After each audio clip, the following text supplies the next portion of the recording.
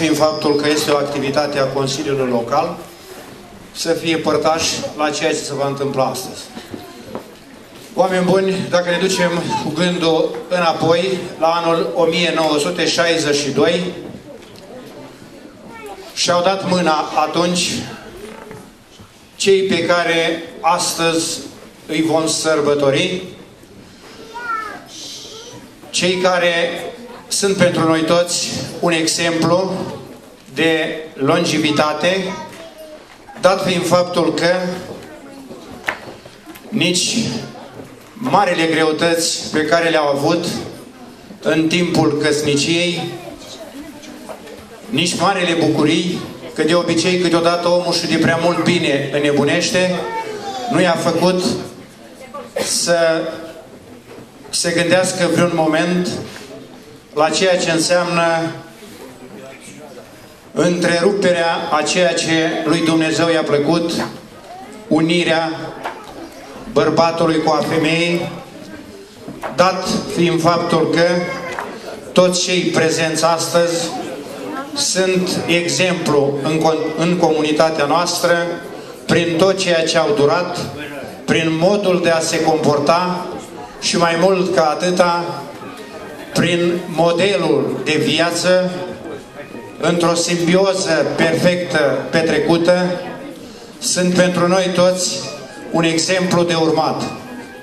Și sigur că este o datorie de onoare pentru mine să fiu pentru a 4-a oară în decursul celor 4 ani sau 4 ediții nănaș astăzi la 24 de familii. Îmi sporesc de la un an la altul zestrea de fini și este un motiv de bucurie pentru mine ca unul care am fost promotorul acestui proiect de hotărâre și îmbrățișat de toți consilierii locali de a sărbători aceste familii, pentru că ele, prin tot ceea ce au făcut, ne-au demonstrat nouă tuturor că sunt exemplu pentru întreaga comunitate.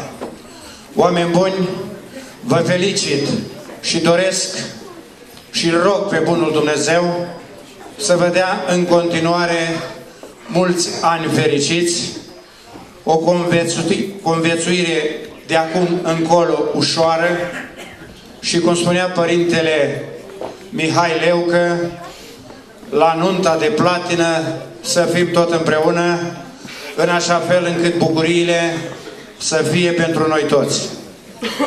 Și pentru mine, ca un trecător prin ceea ce înseamnă comunitatea, dar mai mult pentru dumneavoastră, pentru simplu motiv că astăzi ați fost sărbătoriți.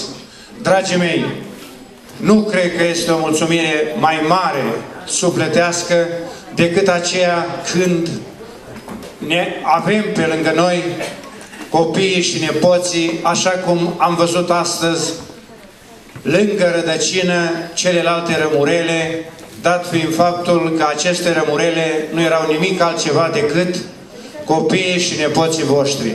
Și erau cu toți astăzi în Sfânta Biserică. Și mulțumirea pe care am purtat-o bunului Dumnezeu în semn de respect și mulțumire și prețuire că nimic nu este mai presus decât legătura cu bunul Dumnezeu, sunt ferm convins că ne va da putere și vom reuși în continuare să fim puternici, uniți, mai mult ca niciodată, la bine și la greu. Așa să vă ajute Dumnezeu și prin tot ceea ce veți face, nu numai voi cei astăzi exemplu pentru noi cei mai tineri, dar și pentru ceilalți, va fi o mulțumire sufletească. Odată cu trecerea timpului vom putea să ne declarăm cu toții mulțumiți și vom putea spune din toată inima și convingerea noastră că am învins. Iar voi, stimați sărbătoriți, cu adevărat ați învins. Ați învins toate greutățile, ați știut să vă țineți familia unită și pentru asta vă felicit. Te rog tare mult, Vasile, din toată inima, mulți ani trăiască pentru cei prezenți aici.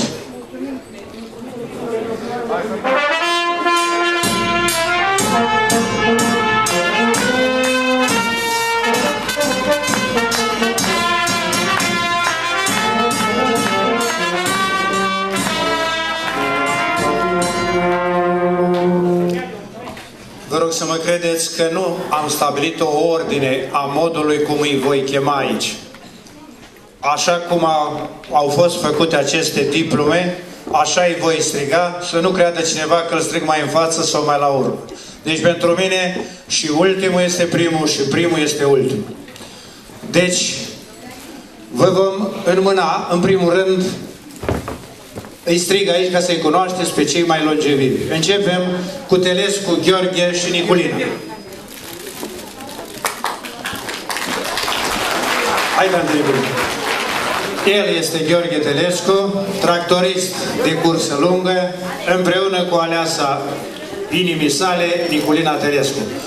Din partea Consiliului Local, această diplomă de felicitare acest calendar, ca bun creștin ce sunteți, un premiu de 200 de lei, o sticlă de șampanie și un buchet de flori. Dumnezeu să vă ajute. Mulțumesc. Acum, cei sărbătoriți pot lua loc la masă. Masa este pentru ei pregătită. Nistor Gheorghe și Eugenia. Neaghiță Sumănaru, omul care a călăuzit piața Suceviei și bazarul mulți ani. Dumnezeu să-ți ajute, Neaghiță, și în continuare, prin tot ceea ce vei face, să demonstrezi că ești suplu și prezent în Sfânta Biserică în fiecare duminică. Dacă ne uităm la nenea Ghiță, nu zice că are 50 de ani de căsătorie, are el 50 de ani. Ce bine arată.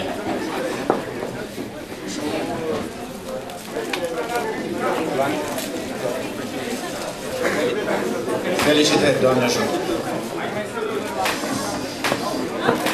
Da. Întrucât noi sărbătorim pe cei care au împlinit vârsta de 50 de ani de căsătorie, iar acum 2 săptămâni toate vizitiu a plecat la cele veșnice, vă rog să ținem un moment de reculegere. Da, vă mulțumesc. Tante Mandița este? Nu este.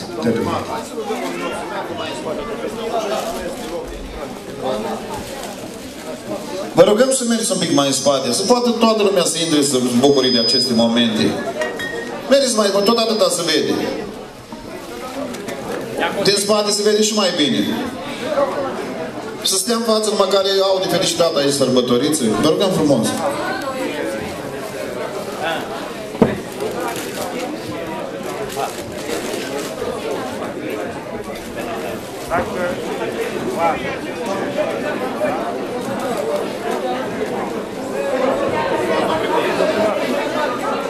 Deci dacă cumva greșim ceva din cauza emoțiilor, v-aș ruga tare mult să reparăm lucrul acesta spunându-ne.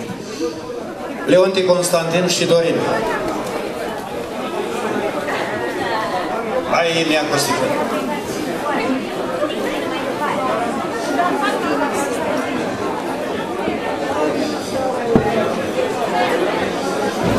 Mia Costică, Leonti, omul prezent în orice moment pe ugoarele noastre, un muncitor desăvârșit și tante Dorina, o gospodină pe măsură. Ale vincile ei sunt cele mai bune. Mulțumesc, tante Dorina, pentru tot ceea ce ai făcut în viața asta.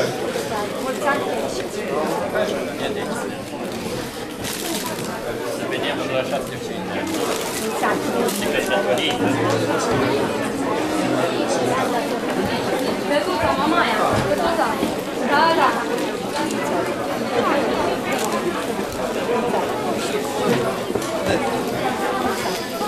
Lăpușneanu, Nicolai și Maria. Omul care circulă în permanență cu bicicletă. Nea Nicolai, Lăpușneanu.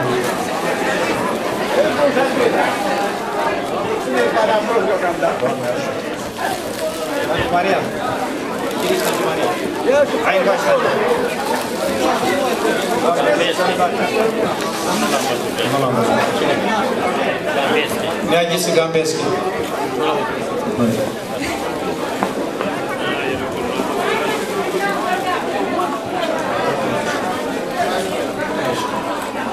Bejenaru, Aurel și Eugenia.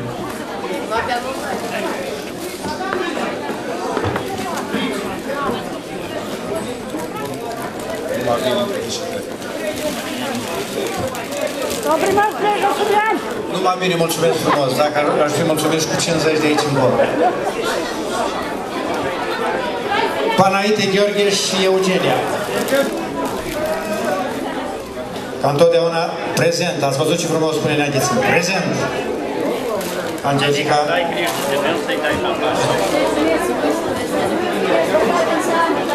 Doamne ajută.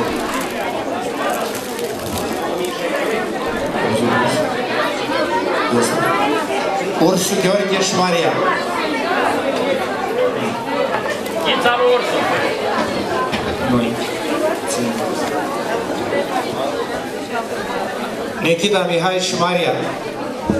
Hoho. Este. Hai, Nea Mihai.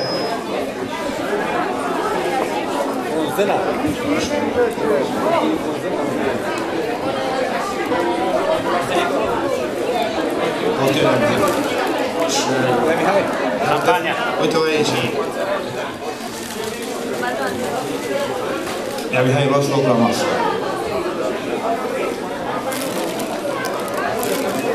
Iacob, Ioan și Maria. Nea Ioan am o amintire plăcută cu el în perioada în care eram cadru didactic în satul Fântânele. Prin tot ceea ce făcea, era prezent în fiecare moment lângă fetița lui Mirela, care învăța, era una dintre cele mai bune fetițe din acea clasă și chiar în școală. Și în momentul în care venea Nea Ioan la școală, întotdeauna îl întrebam: ce mai vrei de la copilul ăsta? Și zice: vreau să știu că într-adevăr mă urmează. Felicitări, Nea Ioane, Dumnezeu să ajute în continuare și meseriaș pe măsură să rămâi în continuare.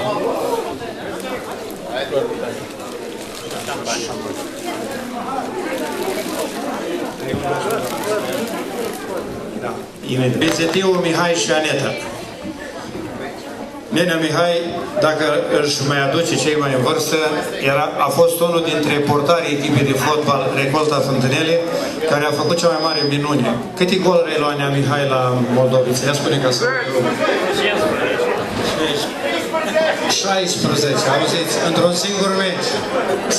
Cea mai mare ispravă lui Nea Mihai și 16 goluri într-un meci. Dar acum trebuie să știți că meciul era aranjat. Dar și în alt campionat și la numai 3.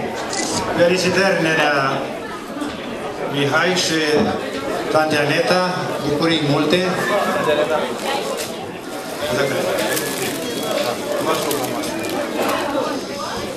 Campania? Păi la Nea Mihai. Ursu, Ioan și Elena. Prezent, ia uitați-vă, după înălțime se cunoaște că este un om important și impozant în satul Bănești, comuna Fântânele. Felicitări, Nenea Mihai și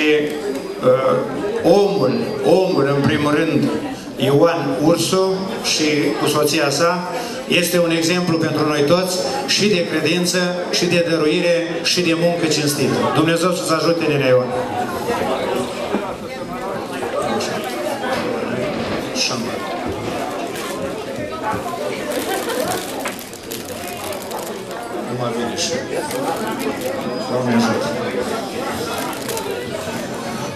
Un muncitor deosebit, care a vrut prin tot ceea ce a făcut să-și vadă copiii realizați și îl văd și acum muncind, și ăsta nu este nimeni altul decât Mircea Filimon și soția sa Catinca. Felicitări, Nenea Mircea!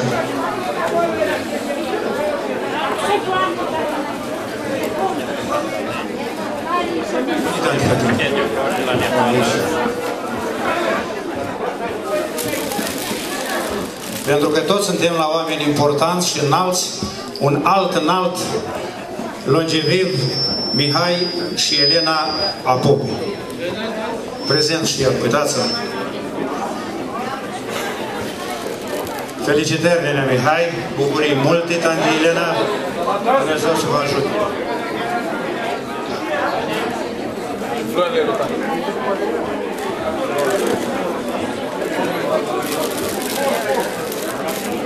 Cel care ne-a făcut o viață întreagă bun și cojoace este și el prezent astăzi aici și acesta este nimeni altul decât Vasile Boldan. Adică Vasile Cornea și Sofica.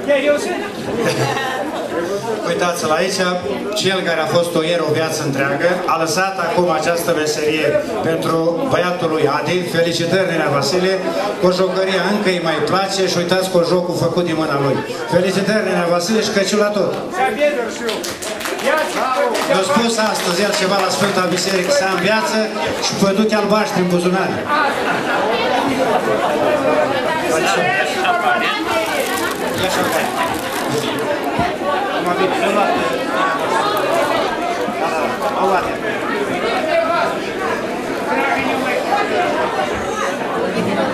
Acum aș vrea să spun ce veste ne-ați dat voi despre un om care îi place în fiecare duminică să meargă spre Piața Venești. Cine este ăsta? Craiu Vasile! Vasile Mahul! Craiu Vasile și Pinodora. Felicitări, Nenea Vasile, că ești încă puternic și în permanentă mișcare. Totdeauna nu te-am văzut un moment să stai în loc. Și cred că mișcarea ți-a făcut bine și îți face bine prin tot ceea ce se întâmplă cum a ta. Întoarce-te un pic să te vadă lumea. Uitați, are 50 de ani de căsătorie. Dacă...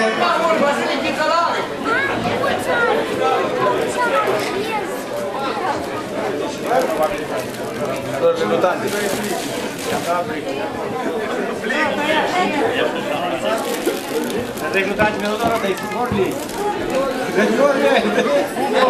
Dar Vasile, nu acum la masă. Sabi, Petru și Niculina. Noi.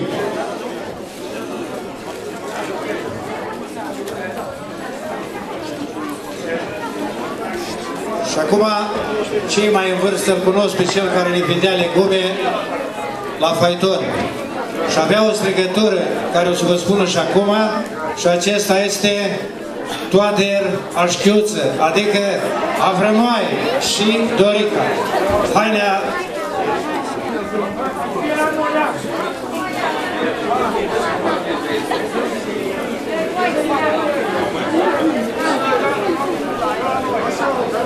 de toate, înainte de toate, te rog tare mult să ne spui cum strigai matale când vindeai prin sat Gogoșa, ca să te audă lumea, ca te întorci la dâns și stiva.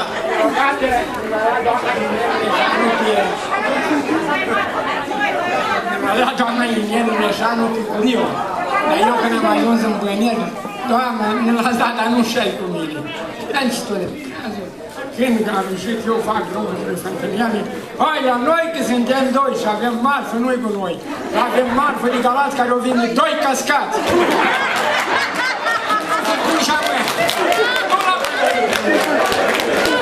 Ați văzut? De-a toate cum o scăpat de Curiu să-i fie țărna ușoară. Hai că avem marfă și care o vinde doi cascați. Unul era Curiu și al doilea el. Curiu fiind șef și neconvenientul că l-a făcut cascat, l-a lăsat în pace prin a toate și a vândut el ardei în permanență singură. Felicitări, Nenea Toader, plicul ai, calendarul, diploma, ai grijă la plic. Dorica, vezi care plic. Plicul, ai grijă.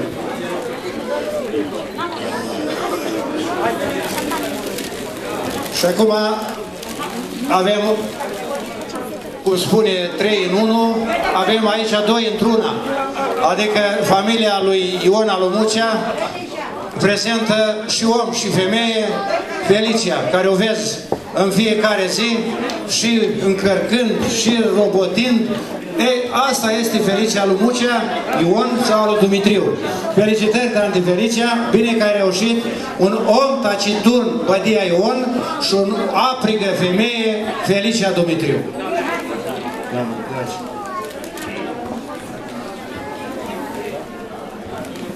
Controlați-vă plicurile, că trebuie să aibă fiecare câte 200 de lei. Nu cumva să mai veniți după aceea, că nu vă iau un cap.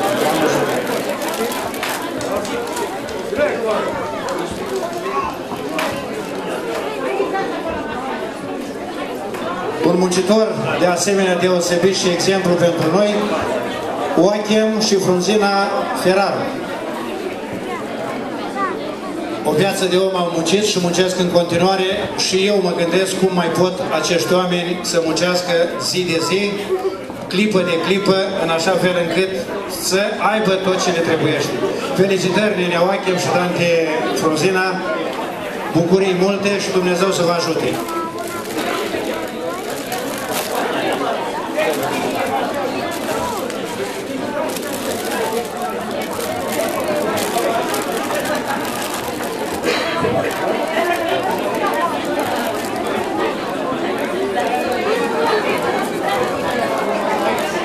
Și nu este printre ultimii, dar oricum îmi face plăcere deosebită să vi-l arăt în prezent în fața dumneavoastră pe bădia Costică Sofroniei și Catinca, un om care i-a plăcut oile toată viața și zilele trecute îmi spunea: și dacă aud o talancă sunând pe o oaie, parcă îmi vine să mai trăiesc încă 100 de ani. Credeți dumneavoastră că e așa de ușor să trăiești o viață de om și să-ți crești copiii numai trăgând din pulpa oi, nici într-un caz, nu? Dar totuși bădea Costică și cu tanti Catinca au făcut-o și îl felicităm pentru ceea ce a făcut în viața aceasta. Felicitări, bădea Costică! Nu vrei să ne spui o polojenie care ai trăit-o mada cu muia? Și nu altă dată.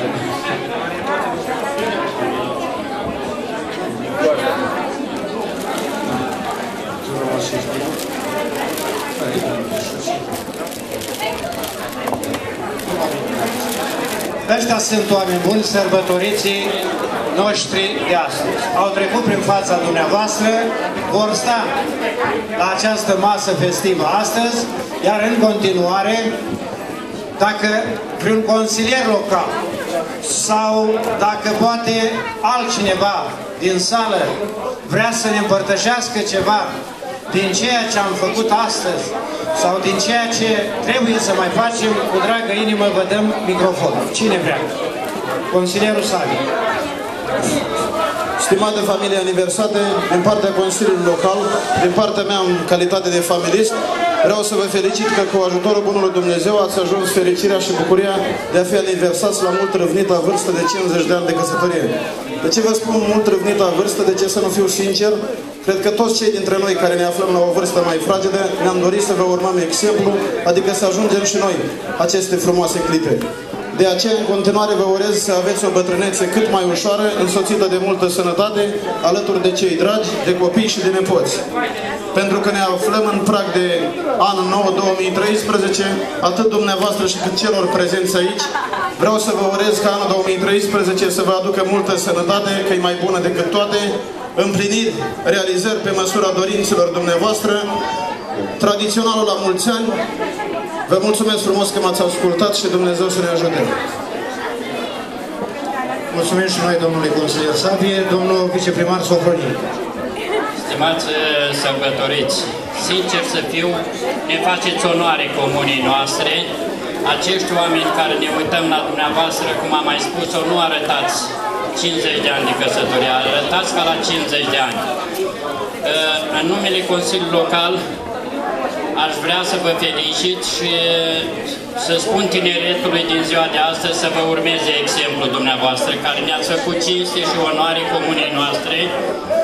Ați crescut copii, ați crescut generații de copii, sunteți bunici, străbunici și de aceea în numele Consiliului Local vă doresc multă sănătate, fericire și tradiționalul la mulți ani. Să fiți fericiți alături de cei dragi.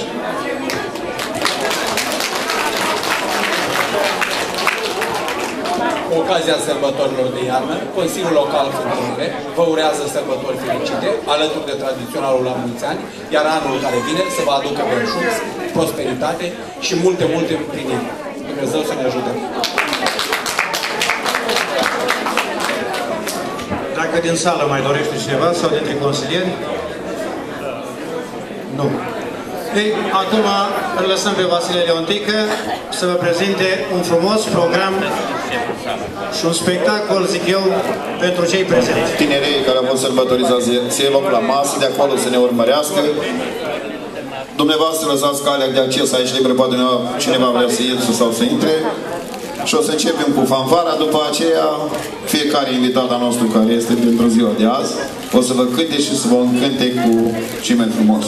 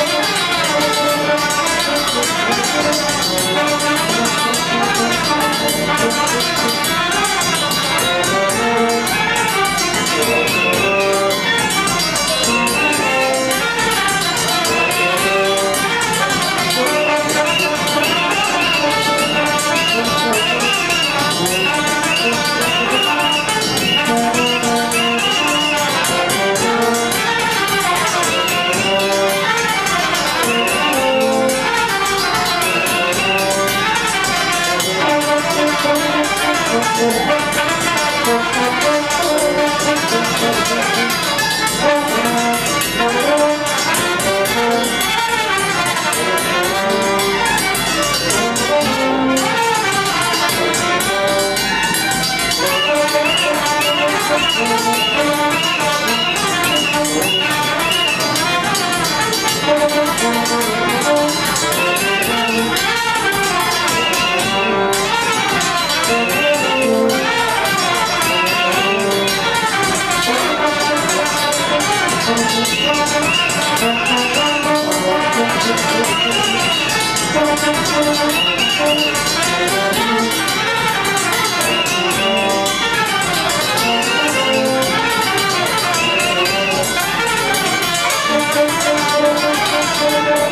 you.